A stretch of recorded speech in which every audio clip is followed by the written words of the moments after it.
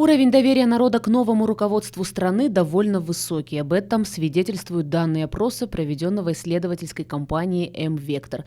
Уточняется, что президенту Садыру Джапарову доверяют 80% опрошенных.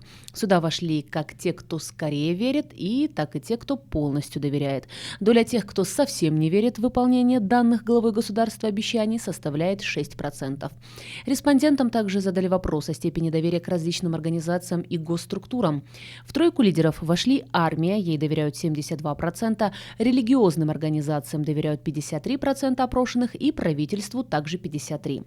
Большинство респондентов склонны не доверять политпартиям, парламенту не доверяют 69%, 61% не верят судам, 51% прокуратуре и 47% милиции. ГКНБ доверяют 49%. Исследователи отмечают, что, судя по опросу, уровень доверия граждан к новому руководству страны высокий, но наиболее высокий уровень доверия к армии и религиозным организациям. Правоохранительным органам респонденты были менее склонны доверять.